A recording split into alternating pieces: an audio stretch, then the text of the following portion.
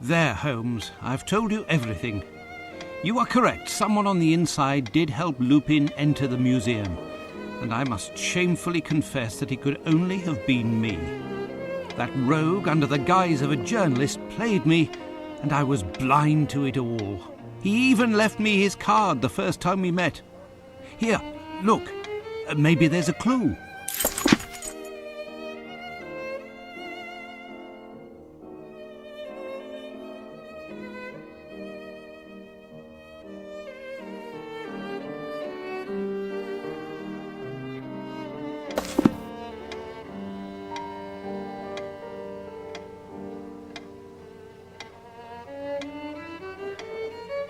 It's a shame that you didn't show me this card earlier, my dear Watson. Our adversary is both talented and bold, more than any other criminal mastermind we have ever fought, with one exception, and he has fooled us yet again.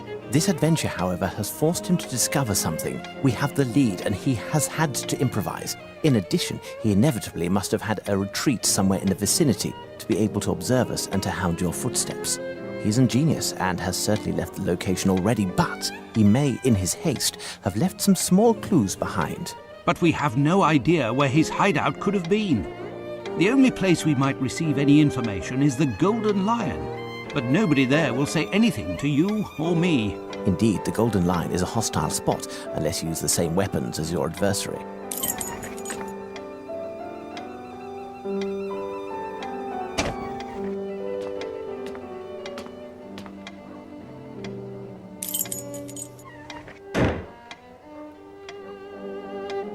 Now, Watson, disguised thusly, will I do justice to the clientele of the Golden Lion?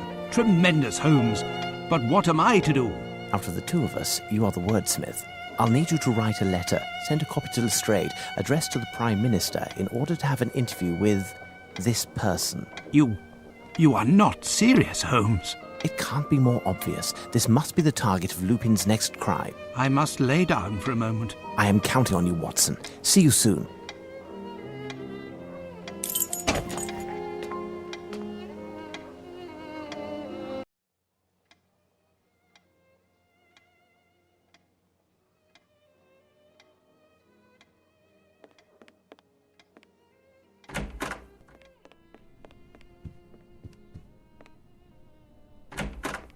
No one in the street. Even better.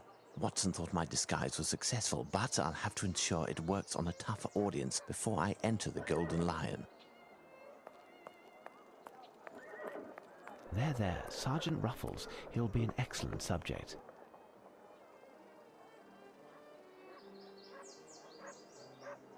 Hello, me old China. Hey, over here, you. When someone with a face like yours says hello to an officer, there's something happening, isn't there? Ain't now going on, copper. I don't recognise you. You aren't from hereabouts, are you? You from Bloomsbury by chance? I ain't. I think you are. I'd even say that you had a hand in the robbery at Sir Herman Grimble's house last night. We'd been informed that the leader of the gang had taken refuge in the area, and now you're passing by to recover your share of the take, right? Tain't so, copper. Last night wasn't me aunt feeling a little dicky. I had to fetch 20 pounds of coal in the wee hours of the night, all on account of her feet being cold, and the coalman didn't have a bag. Enough already. You'll have to watch over your shoulder, because I've got my eye on you. Succeeded with flying colours.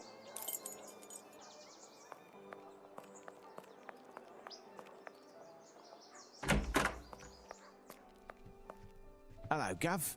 Have you seen a bloke from the paper? Piers, his name is. This ain't lost and found. Have a drink or get lost. Got it? Hello, Gov.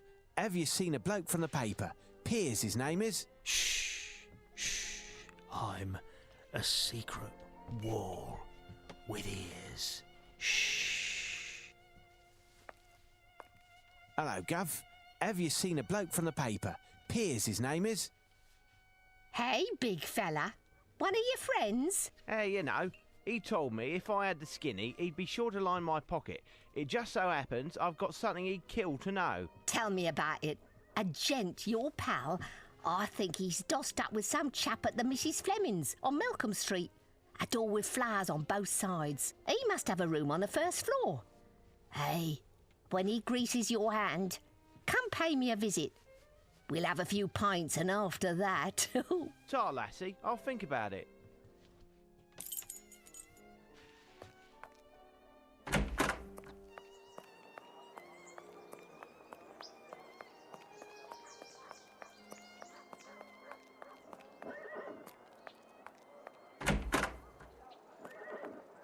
There's a chance that Lupin and his accomplices are still there. I will need to know with absolute certitude behind which door their hideout is in order to steer the events to my advantage.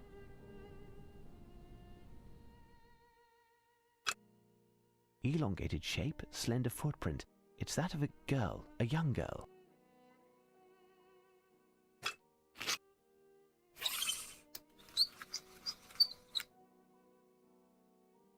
Size 5, small feet.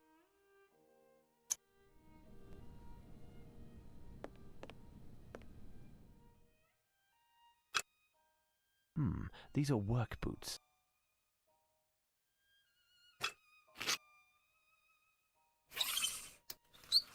These footprints are size 9.5.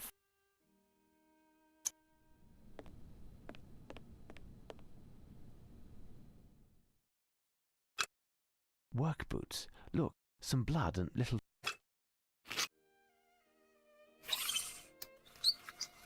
Size 8.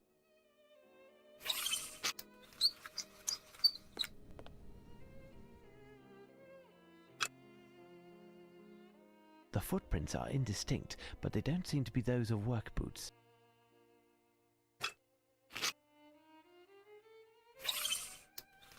These footprints are size 9.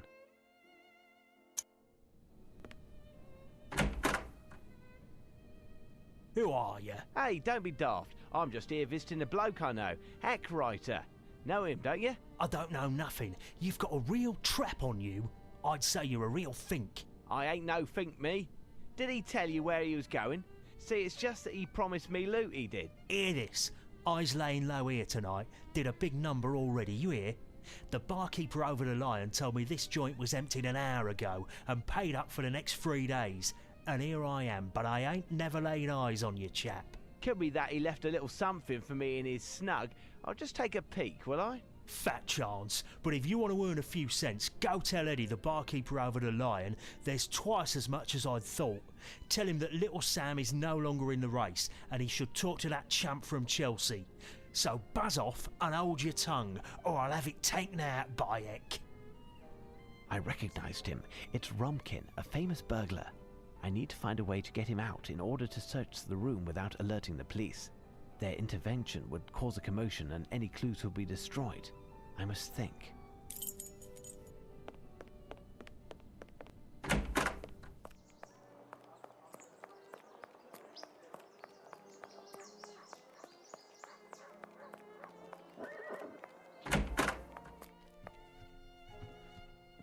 You, Eddie? To you, that's Mister. I just been to see the Mrs. Fleming's tenant. Know him? Rumpkin? Shh, keep it down. What's the deal? Ain't no coppers round here. Oh, there's plenty. Big Bruiser, my guard, is part of Luigi's gang, and they're after Rumpkin's hide. If they found out that I've been harbouring and dealing with him, my goose is cooked. And yours too. Huh? Maybe I'll just let Luigi know where to find Rumpkin. He might cough up a few bob for that tidbit. How's that sound? Listen, you dirty rat. Luigi and Rumpkin had a, let's say, a difference of opinion. A little matter of honour. And now Rumpkin ain't welcome round here. So Rumpkin comes to me on the sly. He just scored big, he says. He's going to cut me a share of the all if I bail him out. It's a risk, mind. Now, if you can hold your tongue, you'll get your share too. Deal. Rumpkin ain't ready to leave his hideout, eh? Not likely.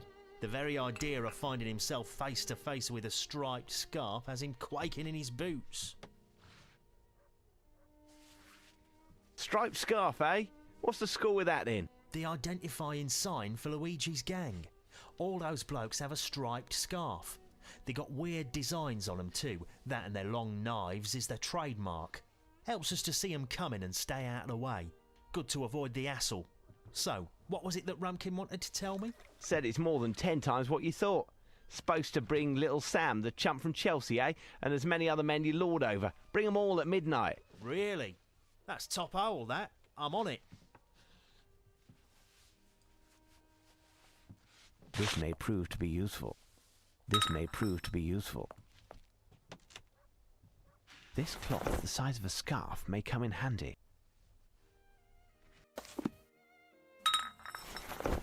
What most closely resembles a cloth soaked in wine?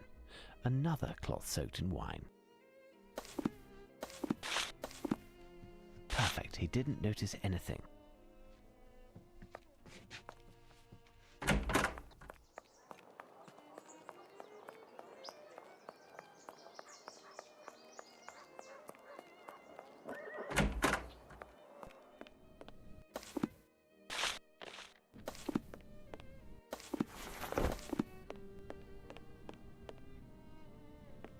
It's me. I've seen our Eddie. Ah! You have 5 seconds to put that thing down. If I'm telling you that, it's because there's a way for you and me both to get along without getting hurt and without Luigi finding out. 1, 2... OK, spill the beans. Good. Grab a bag and scarper as fast as you can. I keep the rest, and you'll want to pass by Baker Street because the rest of the crew is waiting on the other side. Fine, but we'll meet again. You can count on it. In exactly 13 seconds, he'll come across Sergeant Rufus. Right, what can I find here?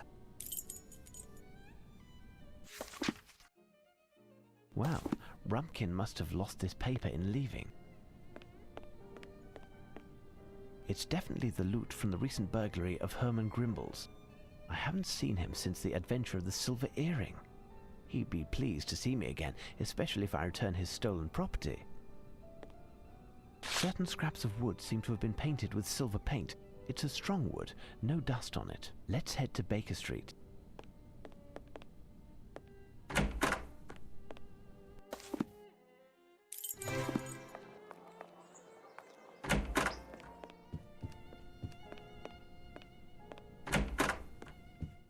At last, Holmes.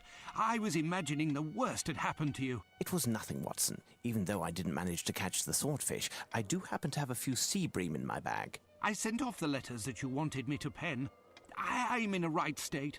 Do you really believe that this rascal would dare attack? I do believe, Watson. We'll discuss this later. I have a small task to do which requires my absolute concentration. I'll have to ask you to leave and go to Scotland Yard in order to inform the authorities that the plunder from the robbery at Sir Grimble's residence can be found in one of the rooms rented by Mrs. Fleming. Second door on the left, to be exact. They already have the perpetrator, but if the inspectors would be so good as to wait until midnight, they will find in that very location the top fences in London. Hand in the cookie jar, or jars, I should say. If you say so, Holmes. Thank you, Watson. As for myself, I need to study the clues that I recently found.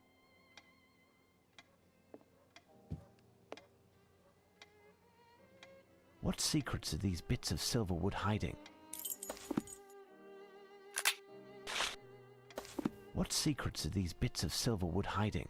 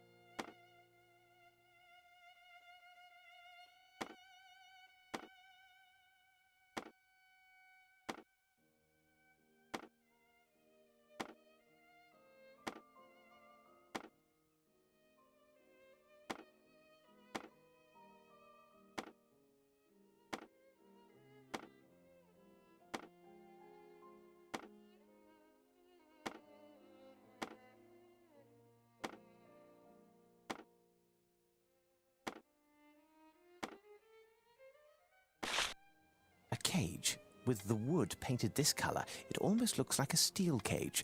It doesn't mean much to me. I'm back from the station where I completed the charge you had entrusted me with. On my return, a messenger gave me this letter, which asks us to meet with the Prime Minister at Buckingham Palace tomorrow morning. Tomorrow morning.